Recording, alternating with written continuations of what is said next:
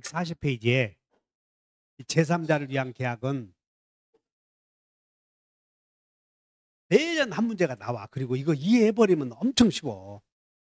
그래서 140페이지에 제3자를 위한 계약 나오지? 계약은 계약인데 누구를 위한?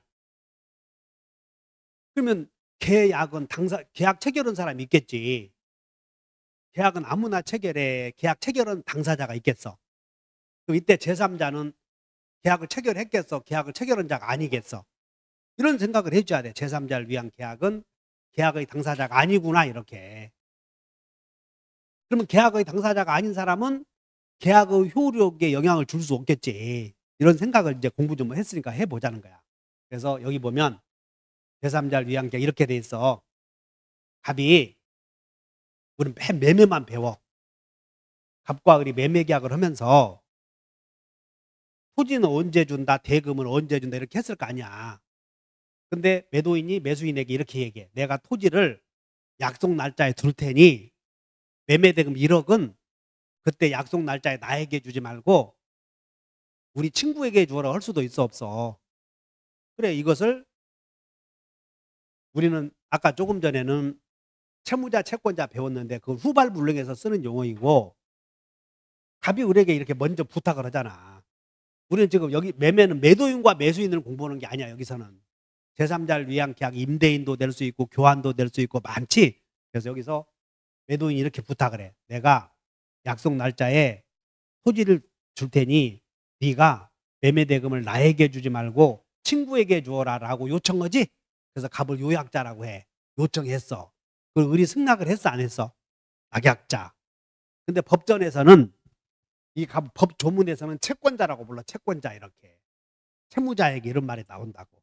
그래서 매도인을 매매 계약을 놓고 보면 매도인이라고 하지만 여기는 여기 매매 대금 1억을 을로 하여금 병에게 지급하라고 요구했잖아요. 그래서 이 사람은 채권자, 이 사람을 채무자, 그리고 병을 뭐라고 불러? 수익자.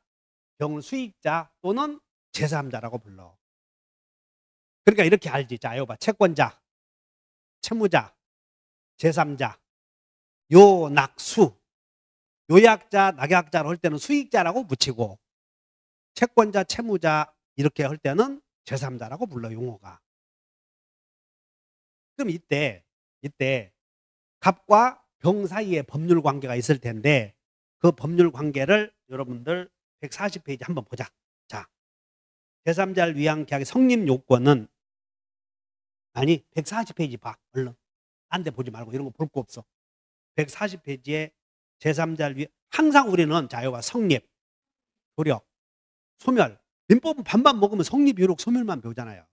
그러니까 제3자를 위한 계약도 성립, 효력, 소멸을 배워. 1번 성립. 그럼 여기 봐라. 이 돈을 병에게 주어라 하기 위해서는 갑을 간에 돈을 병에게 주라고 할 수 있는 원인인 매매가 있어야 될 거 아니냐. 이 매매를 밑줄 그으셔. 기본계약이라고 그래. 1번의 양가를 1번 매매를 뭐라고 불러? 기본계약. 밑줄 그으셔. 기본계약에다가 형광펜. 그럼 이 매매를 기본계약이라고 하고 기본계약 속에 매매대금 1억을 을이 병에게 준다고 약속했지? 요걸 양가로 2번 제3자 약관이라고 그래. 그러니까 매매 계약이 이루어지고 그리고 또 임대차도 할 수 있을 거 아니야. 임대차 계약. 차임을 매달 임차인이 병에게 준다 할 수도 있지. 이런 걸 다 제3자 약관이라고 그래. 그리고 여기 봐. 기본계약을 체결하면서 제3자 약관이 들어있는 매매를 제3자를 위한 계약이라고 그래. 매매를 뭐라고 그래? 제3자를 위한 계약. 그러면 제3자를 놓친, 제3자가 중요한 게 아니고 계약의 유효 무효는 갑과 을이 매매를 했잖아요. 그러니까 매매의 유효 무효는 병도 관여할 수 있겠나? 전혀 관계 없나? 아무 관계 없어. 그냥 병은 돈만 받아갈 뿐이야. 이거 매매계약이 유효라는 거 전제해서 매매계약 유효라는 거 전제해서 돈만 받아가는 거야. 그러면 이 사람이 돈 달라고 요구하면 을은 매도인이 토지 줄 때까지 너에게도 돈 못 주겠다 거절할 수 있어, 없어? 이 계약의 효력을 그대로 주장하는 거야, 이렇게. 그러므로 머릿속에 제3자를 위한 계약이란 제3자가 와서 요구하면 이 낙약자는 갑과 체계랑 계약의 효력을 그대로 적용할 수 있어. 간단해. 만약 이 계약이 무효라면 무효. 을은 돈을 줘야 돼, 주지 말아야 돼? 주기는지 무효인데 왜 주냐. 그래서 양가로 2번으로 내려와. 양가로 2번에 제3자는 양가로 2번에 1번 제3자는 이 사람은 계약의 당사자요, 당사자가 아니야. 그러면 어쩌라는 얘기야. 따라서 1번 제3자는 계약의 효력에 어떤 영향도 주지 이 계약의 유효 무효에 전혀 관계없다 그런 뜻이야. 2번 계약의 무효 취소 해제 시 여기에 뭐 상대적 무효다 절대적 무효다 있을 거 아니야. 상대적 무효의 경우 병은 선의의 제3자로 보호가 돼. 전혀 상관이 없어. 그 써 있잖아. 지금 뭐라고 되냐면 계약의 무효 취소 해제 시 제3자로 보호되지 않는다. 만약에 이봐 갑과 을의 매매가 가장 매매라고 봐. 가장 매매. 통정 허위 표시야. 그 통정 허위 표시하면서 여기까지 써놓은 거야. 야, 네가 토지를 산 것처럼 하고 네 이름으로 계약서 하나 쓰자. 그 매매 대금도 아예 네가 병에게 준 것처럼 하자. 했어. 썼지? 그럼 매매가 무효지. 근데 병이 선이야. 선이. 그럼 병이 선의에 병이 와서 돈 달라고 하면 줘야 돼. 거절해야 돼. 토지 안 주잖아. 무효인데. 그러니까 이 병은 통정 허위 표시에서 말하는 제3자로 보호되지 않는다. 그러면 통정 허위 표시에서 제3자가 아닌 사람은 한번 생각나나? 자, 여기 봐. 상대 추양. 또 손양하고 뒤에는 뭐가 나와? 아니, 손양 다음에 인수. 여러분들 인수. 숫자 나오잖아. 숫자. 이 사람은 통정 허위 표시에서 말하는 제3자가 아니라는 거야, 이게. 그것이 여러분들 동그라미 2번이야. 계약의 무효 취소 해제 시 제3자로 보호되지도 않는다. 이렇게. 하겠어?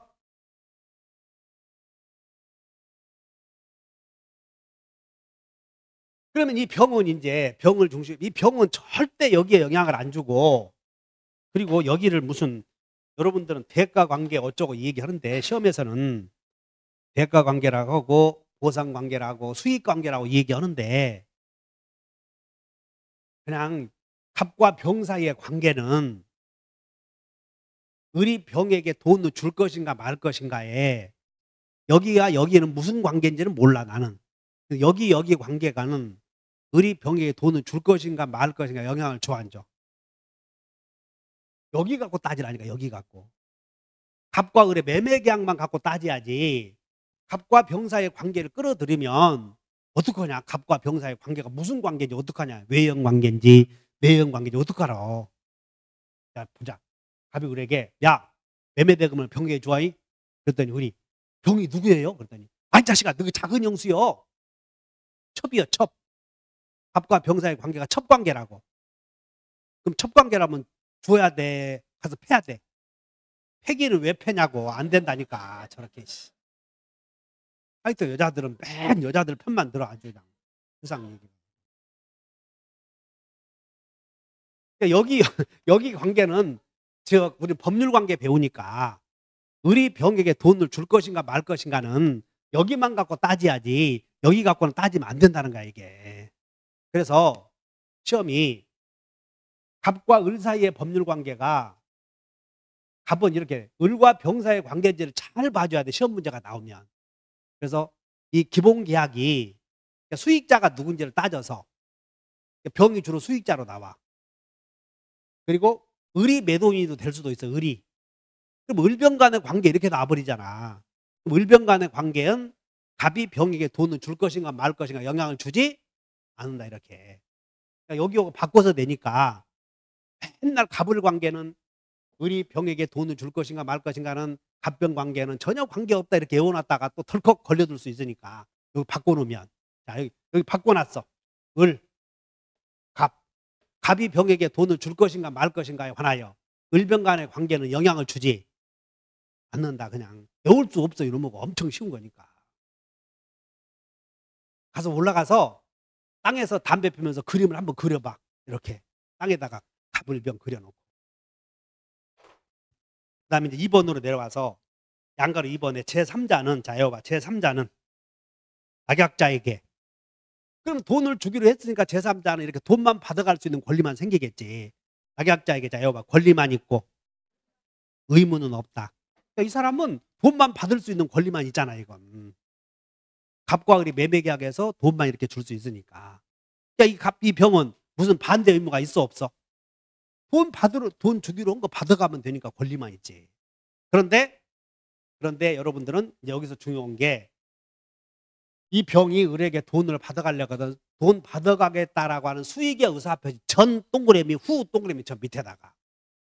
그래서 이렇게 돈을 받아가겠다. 수익의 의사표시를 여기서 내가 돈 받아가겠다. 이걸 수익의 의사표시라고 하는데, 수익의 의사표시 여기 전과 후를 비교해서 지금 갑과 을이 매매계약을 체결해서 매매대금을 을이 병이 해주기로 한다는 계약이 체결된다고 해서 병이 바로 을에게 권리가 생기는 게 아니야. 그래서 뭐라고 되냐면, 자, 제3자의 권리는 그 제3자가 채무자에게 계약의 이익을 받을 의사를 표시한 때에 생긴다, 이렇게 돼 있어. 그래서 제3자가 이 사람에게 내가 돈 받아가겠다, 계약의 이익을 받을 의사를 표시한 때에 돈 내놓으시는 권리가 생긴다, 이렇게 쓰여 있어. 그래서 수익의 의사표시 하기 전에는, 수익의 의사표시 하기 전에는 병은 을에게 돈 내놓으실 수 있는 권리가 없어, 아직은. 다만 수익의 의사표시 하기 전에도 수익의 의사표시 할 수 있는 자격은 있지. 그 자격을 형성권이라고 해요. 그 자격을. 그래서 1번 수익의 의사표시 하기 전에는 무슨 권만 있어? 자, 보면 돈 받아가겠다 할 수 있는 의사표시 할 수 있는 권한만 있다는 거야. 그럼 형성권은 우리 밥만 먹으면 배우잖아요. 형성권은 동의 얻어야 효력이 생겨, 즉시 효력이 생겨, 의사표시하면. 그래, 몇 년이야? 여러분들 공부 잘 하시는 거예요. 지금 10년 줄 알고. 형성권 그러면 10년. 소멸시에 적용을 받아, 제척기간에 적용을 받아. 봐봐, 젠장 나 죽으면 강의도 오겠어. 지금부터 오늘 제척기간을 정리하자고. 페이지 몇 페이지로 오냐면 59페이지로 한번 가봐. 빨리 펴. 빨리 그냥 보지도 말고 얼른. 거기다 표시도 하지도 말아. 뭐 한두 번 속았냐고. 59페이지 봤더니 맨 위에 취소권의 행사기간 나오죠. 근데 거기에 자 이제 읽어본다. 취소권, 예의와 완결권, 판매권. 오른쪽은 뭐라고 돼 있어? 요거에게 제3자가 낙약자에게 수익의 의사표시 하는 권한도 형성권이야. 됐지? 그럼 이것이 공통적으로 형성권이므로 수익의 의사표시 할 수 있는 자격은 10년이기 때문에 10년은 길어 짧아. 그래서 병은 을에게 10년 동안 돈 받아가겠다 할 수 있는 자격을 갖고 있어. 그래서 10년 기다려야 되므로 일방의 형성권이 있으면 형성권자와 법률관계를 맺은 자 또는 맺을 자는 물어봐. 이렇게 너 돈 받아간다는 얘기 할래 안 할래? 라고 최고를 해. 됐나? 그래서 맨 밑에 최고의 효력이 나오네. 최고의 효력 나와 안 나와? 그럼 이 사람이 이렇게 여기 이거 해놨어. 여기 취소권은 밑에 최고의 효력 나오잖아. 보여 안 보여? 그렇게 최고했을 때 그 상대방으로부터 아무런 확답을 받지 못하면 이것은 도달주의이고, 최고의 상대방이 아무런 확답을 발하지 않으면 이게 발신주의야. 근데 형성권은 의사표시가 도달의 효력이 생기지. 그렇기 때문에 최고의 효력은 전부 도달주의야. 도달주의. 그래서 무슨 주의라고 쓰여 있어? 도달주의인데, 우리 대리에서 무권대리 행위의 최고에 따른 본인의 확답이 있었잖아. 추인권. 그거는 발신주의였어. 도달주의. 무채? 그게 발이야. 발. 무채 손이요, 발이요. 그거 하나만 발신주의고, 형성권 나오면 전부 상대방이 최고해보고 형성권자의 확답을 물어보는데 발신주의냐 도달주의냐 물어봐. 그러면 형성권자가 이제 효력, 너 수익의 의사표시 할래 안 할래? 최고를 받은 형성권자가 침묵을 지키면 형성권자의 생각은 이제 분석을 해야 돼. 이 효력을 결정해야 되니까. 진도 나간다고 안 나간다고. 그럼 수익의 의사표시 한 것으로 본다. 거기서 끝난 것으로 본다. 거절한 것으로 본다라고 해서 침묵은 현상 유지다 이런 효력이 생기는 거야. 이렇게. 형성권자의 침묵은 현상 유지.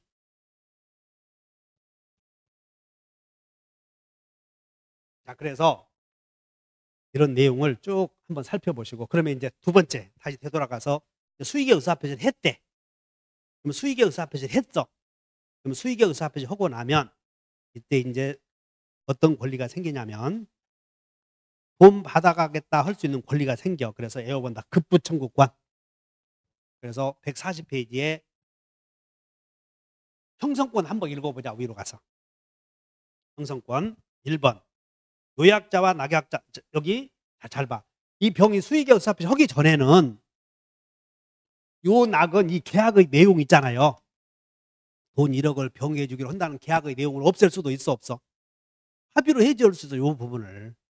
수익의 의사표시 하기 전에는 야, 그 돈 병에 줄 필요 없다 할 수도 있다고. 그런데 수익의 의사표시 해버리면 이때는 안 된다 그 말이야. 밑으로 내려와서 자, 2번에 낙약자에게 수익의 의사표시를 한 후에는 수익자는 급부청구권이 생긴다. 2번 그때는 요 낙은 이제 수익의 의사표시 하고 나면 제3자의 권리가 확정되었으므로 요 낙은 요걸 합의 해지할 수는 없다. 다만 계약서 쓸 때에 봐. 이 둘이 계약서 쓸 때 3번 수익자가 수익의 의사표시를 한 후라도 이런 사정이 있으면 해지할 수 있다라고 단서를 달 수도 있어 없어? 그럼 미리 수익자가 수익의 의사표시를 하고 나서도 계약을 합의로 해지할 수 있다고 보류시켜 놨다면 그때는 할 수도 있다. 그것이 동그라미 3번 미리 여러분의 유보 또는 제3자가 동의가 있으면 계약 내용을 변경할 수도 있다. 그 다음에 수익의 의사표시 했는데 이렇게 약속 안 지키면 채무불이행이야. 그러면 매도인은 토지를 넘겨주었는데 매수인이 이렇게 돈을 안 준 셈 아니야 지금. 안 주는 것은 이렇게 안 준 것이므로 그러면 계약을 파기를 요 계약을 깨자 요 말은 수익자가 해야 돼? 요약자가 해야 돼? 당연하지. 그래서 계약을 해지할 때는 야, 나 계약 해지하려고 하는데 네가 좀 승낙 좀 해다오. 그럴 필요도 없어. 그래서 거기에 낙약자의 채무불이행으로 요약자가 계약을 해지하면 이 사람이 계약을 해지하면 여기 봐. 이 사람은 손해배상은 청구할 수 있겠어 없겠어? 있지 이렇게. 그래서 해지하면 해지는 절대 안 되는 거야. 갑은 해제 병은 해제 못해. 요 낙이 해지하는 거라고 이렇게. 그냥 내가 돈을 받아가겠다 이 얘기했는데 안 주면 계약이 파기되겠지? 그럼 손해배상만 청구할 수 있어. 그 다음에 여기 이제 마지막으로 이 을이 대금을 이렇게 지급했대. 지급했는데 갑이 토지를 안 주는 거야. 그럼 이제 을이 해지했어. 을이 해지했다고. 그러면 계약을 해지하면 법률관계가 없어졌지? 그러면 이제 병에게 부당이득 내놓으라고 할 수 있는가에 대하여 돈을 지급한 후에 매매가 무효 취소 해지로 없어지면 부당이득은 갑에게 내놓으라고 하는 거지 이렇게 내놓으라고 할 수도 없다 그 말이야. 됐네. 정리가 다 돼서 그럼 제3자는 계약에 아무런 영향을 주지 못해.